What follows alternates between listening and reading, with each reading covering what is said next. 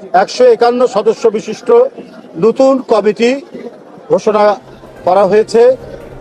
জাতীয়তাবাদী মুক্তিযোদ্ধা দল এর যে সভাপতি তিনি এটা ঘোষণা করেছেন উলফাত ভাই, এবং আজকে নবনির্বাচিত নবগঠিত এই কমিটি এদেশের এক স্বনামধন্য এবং মুক্তিযুদ্ধের এক কীর্তিমান বীর যোদ্ধা, যার স্বাধীনতার ঘোষণায় এদেশের মানুষ, কৃষক, শ্রমিক, ছাত্র জনতা রণাঙ্গনে মুক্তিযুদ্ধে ঝাঁপিয়ে পড়েছিল, তার বাজারে এবং আরেক মুক্তিযোদ্ধা মরহুমা দেশনেত্রী বেগম খালেদা জিয়া, যিনি মুক্তিযুদ্ধের সময় বন্দী ছিলেন, সেই নেত্রী আজ এখানে শায়িত। তাদের এই জিয়ার বাজারে এখানে আজকে পুষ্পস্তবক অর্পণ এবং ফাতেহা পাঠের মাধ্যমে আজ থেকে জাতীয়তাবাদী মুক্তিযুদ্ধ প্রজন্ম দল তারা তাদের কার্যক্রম শুরু করেছে। আমরা সবাই জানি ইশরাক হোসেন অত্যন্ত দক্ষ, যোগ্য সংগঠক এবং অত্যন্ত সাহসী তরুণ। আমরা ফ্যাসিবাদ বিরোধী সংগ্রামে আমরা তার নেতৃত্ব দেখেছি, আমরা তার অকুতোভয় লড়াইয়ের নমুনা দেখেছি। সুতরাং তার নেতৃত্বে এবং মন্টির নেতৃত্বে মুক্তিযুদ্ধ প্রজন্ম দল সারা বাংলাদেশে মুক্তিযুদ্ধের যে এক প্রলয়ঙ্করী ঘূর্ণিঝড়ের মধ্যে দিয়ে হানাদার বাহিনীকে পরাজিত করার যে গৌরবোজ্জ্বল পতাকা, সেই পতাকাকে তারা ধারণ করে গোটা জাতির কাছে মুক্তিযুদ্ধের বার্তা, যুদ্ধের বার্তা, সাহসের বার্তা, স্বাধীনতার বার্তা পৌঁছে দেবে। সুতরাং আপনাদের সামনে তাদের অঙ্গীকার হচ্ছে, এরপর থেকে তারা জেলায় জেলায়, উপজেলায় উপজেলায় মুক্তিযুদ্ধ প্রজন্ম দলের তারা কমিটি গঠন করবে এবং কমিটির মাধ্যমে সারা দেশে এই সংগঠনটিকে ছড়িয়ে দিবে। কারণ যারা মুক্তিযুদ্ধ করেছেন সরাসরি উলফাত ভাইরা, তাদের বয়স হয়ে যাচ্ছে। আল্লাহ তাদের দীর্ঘ জীবন দান করুক, কিন্তু কতদিন বাঁচবে সেটা তো আল্লাহর উপরে। কিন্তু এখন এই প্রজন্ম দলই মুক্তিযুদ্ধের ইতিহাস, মুক্তিযুদ্ধের চেতনা ধারণ করে নতুন প্রজন্মের কাছে তারা ছড়িয়ে দেবে, এটা আমাদের বিশ্বাস। বন্ধুরা, আজকে এই বাংলাদেশ আমরা অনেক ত্যাগের বিনিময়ে অর্জিত বাংলাদেশ। কত রক্ত ঝরেছে, 30 লক্ষ মানুষ আত্মহতি দিল, 2 লক্ষ মা বোন তারা নিপীড়ন নির্যাতন সহ্য করে এত বড় ত্যাগ স্বীকার করল। তাকে কি ভোলা যায়? তাদের এই অবদান কি এই জাতি ভুলে যেতে পারে? যদি কেউ কৌশলে ভোলানোর চেষ্টা করে, এই জাতি কোনোদিন ভুলবে না এবং ভুলতে দিবে না। ইশরাক হোসেনরা, মন্টিরা এইটা ভুলতে দিবে না। এটাই হলো অঙ্গীকার, এটাই হচ্ছে তারুণ্যের অঙ্গীকার। আজকে স্বয়ং সম্পূর্ণ হতে হবে আমাদেরকে। জিয়াউর রহমানের রাজনীতির দর্শন ছিল এইটা। কি ছিল তখন দেশে? কিছুই ছিল না, কিন্তু গোটা জাতিকে তিনি উদ্বুদ্ধ করলেন খাল কাটা কর্মসূচির মধ্যে দিয়ে, শিক্ষা কর্মসূচির মধ্যে দিয়ে, যে আমাদেরকে লেখাপড়া শিখে আলোকিত হতে হবে। আমরা খাল কেটে বর্ষার সময় পানি ধারণ করব, শুকনো মৌসুমে সেচ দিয়ে আমরা ফসল ফলাবো, আমরা স্বয়ং সম্পূর্ণ হব। এই দেশ যেন আর দুর্ভিক্ষের কবলে না পড়ে। 74-এর দুর্ভিক্ষের কথা আপনাদের মনে নেই, এই প্রজন্মের মনে নেই, কিন্তু আমাদের মনে আছে।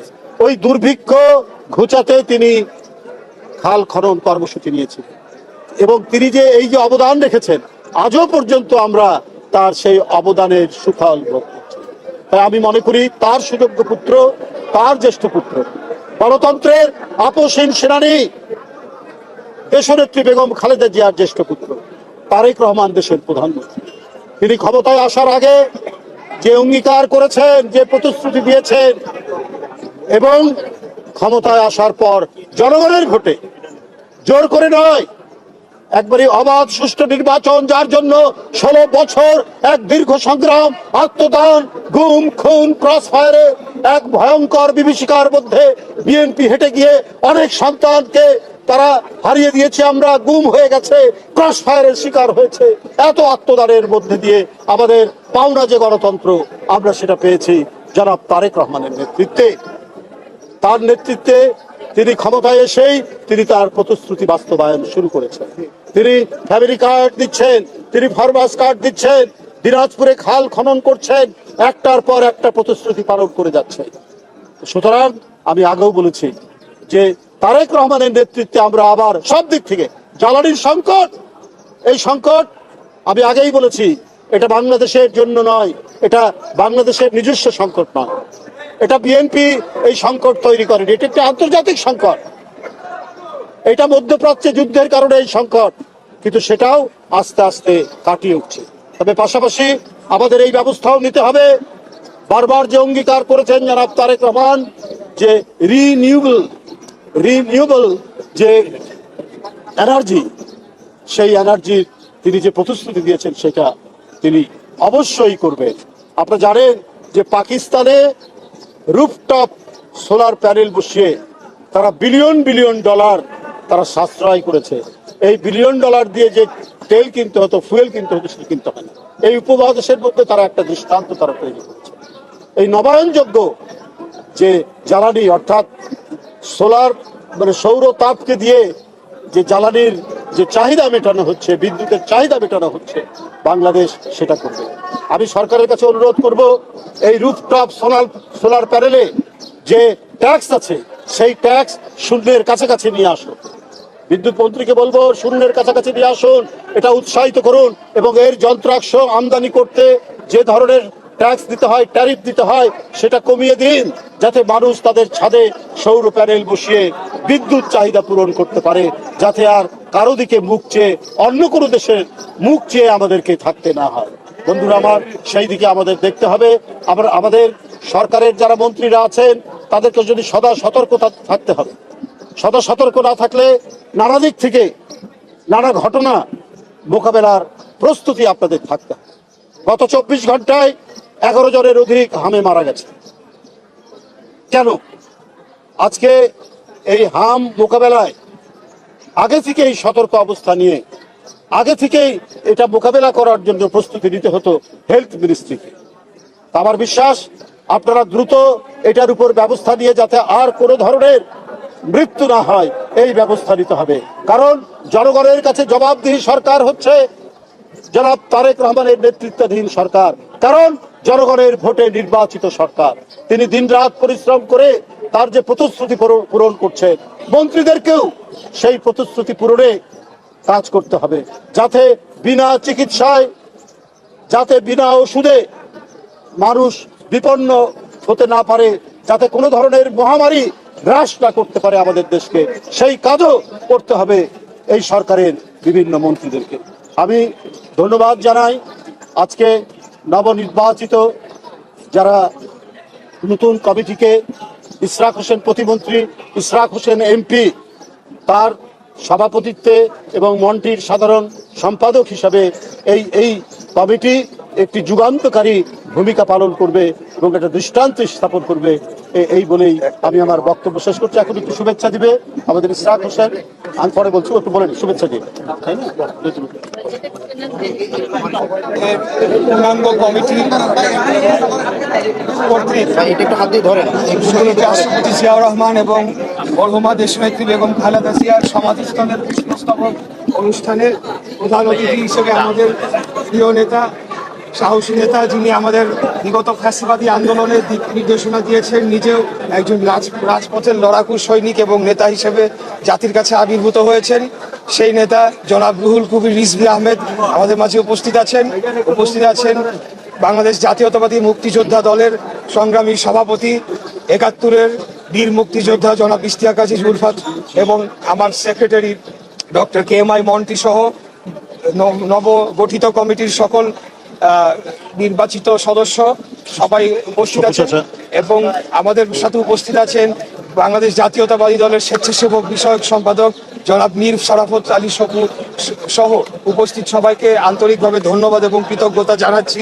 আমাদের এই অনুষ্ঠানকে সফলমণ্ডিত করার জন্য আপনারা এসেছেন, আপনাদের মূল্যবান সময় আমাদেরকে দিয়েছেন। আমাদের এই কমিটির ১ নম্বর সম্মানিত সদস্য হিসেবে আছেন বাংলাদেশের প্রধানমন্ত্রী, মাননীয় প্রধানমন্ত্রী দেশনায়ক জনাব তারেক রহমান, শহীদ রাষ্ট্রপতি, স্বাধীনতার মহান ঘোষক শহীদ রাষ্ট্রপতি জিয়াউর রহমানের সুযোগ্য সন্তান, যিনি আমাদের এই কমিটির ১ নম্বর সম্মানিত সদস্য হিসেবে থেকে বাংলাদেশের মুক্তিযুদ্ধের আদর্শকে প্রতিষ্ঠার জন্য আমাদেরকে উদ্বুদ্ধ করেছেন, আমাদেরকে অনুপ্রেরণা জুগিয়েছেন। ইনশাল্লাহ আগামী দিনে মুক্তিযুদ্ধের আদর্শকে আমরা প্রতিষ্ঠার জন্য এবং যে কারণে মুক্তিযুদ্ধ হয়েছিল সেটিকে সঠিকভাবে বাস্তবায়ন করা হয় নাই, ৭১-এর পরেই আমরা শুনতে পেয়েছি এবং আমাদের বীর মুক্তিযোদ্ধাদের মুখে জেনেছি যে একটা ভয়াবহ দুঃশাসন এবং একদলীয় শাসন জাতির ঘাড়ে চাপিয়ে দেওয়া হয়েছিল। এরপরে বিগত ৫৫-৫৪ বছর ধরে মুক্তিযুদ্ধের যে মূল লক্ষ্য ছিল সেটির থেকে বারবার দেশ বিচ্যুত হয়েছে। অবশেষে দীর্ঘ ১৭ যুগের ফ্যাসিবাদী বিরোধী আন্দোলন শেষে আমরা আবার একটা গণতন্ত্রকে নতুন করে প্রতিষ্ঠার একটা সুযোগ পেয়েছি। মুক্তিযুদ্ধের মূল লক্ষ্য চেতনাকে আমরা বাস্তবায়ন করে বাংলাদেশকে একটা স্বাধীন, সার্বভৌম এবং একটি গণতান্ত্রিক রাষ্ট্র হিসাবে প্রতিষ্ঠার জন্য আমরা মুক্তিযুদ্ধকে বুকে ধারণ করে আগামী দিনে এগিয়ে যাব ইনশাল্লাহ। এটাই আমার বক্তব্য। সবাইকে আবারও ধন্যবাদ জানাচ্ছি। যে গতকালকে গণভোটের ইস্যুতে সংসদের বিরোধী দল একটা সভা করেছে এবং তারা বলেছে যে অতি সত্তর এটা না করলে রাজপথে নামার একটা ঘোষণা দিয়েছে। তো এই বিষয়ে আপনার দেখুন, আমরা যদি গণতন্ত্র মিন করি তাহলে তো অবশ্যই সরকারি দল, বিরোধী দল বা সরকারি যে দল আছে এবং বিরোধী দলের মধ্যে আলোচনা, ডিসকাশন, ডিবেট, ডিসকোর্স এগুলো অব্যাহত থাকবে। হ্যাঁ, প্রতিবাদ হতে পারে, প্রতিবাদও গণতান্ত্রিক আলোচনার বা গণতান্ত্রিক পদ্ধতিরই একটি অংশ, প্রতিবাদ করতে পারে, কিন্তু এর সাথে আলোচনাও থাকতে পারে এবং আলোচনার মধ্যে দিয়েই বিভিন্ন ধরনের যে বিতর্কগুলো সেই বিতর্কের অবসান হওয়া সম্ভব। কারণ আমরা মনে করি এখন যারা পার্লামেন্টে আছেন তারা প্রত্যেকেই ফ্যাসিবাদ বিরোধী সংগ্রামে তাদের একটা অবদান রয়েছে। তো সেই ক্ষেত্রে আমরা যদি গণতন্ত্রকে সাবলীল, স্বতঃস্ফূর্ত এবং শক্তিশালী করতে চাই, তো সুতরাং পরস্পরের মধ্যে আলোচনার কোনো বিকল্প নেই। ডিবেট ডিসকাশনের মধ্যে দিয়েই যে উদ্ভূত যে প্রশ্নগুলি আছে সেই প্রশ্নের মীমাংসা হয়ে যাবে এবং তাতেই আমাদের গণতন্ত্র শক্তিশালী হবে। গণতন্ত্র শক্তিশালী হলে আমাদের অর্থনীতিও অত্যন্ত শক্তিশালী হবে এবং সার্বভৌমত্ব এবং স্বাধীনতাও শক্তিশালী হবে। ধন্যবাদ।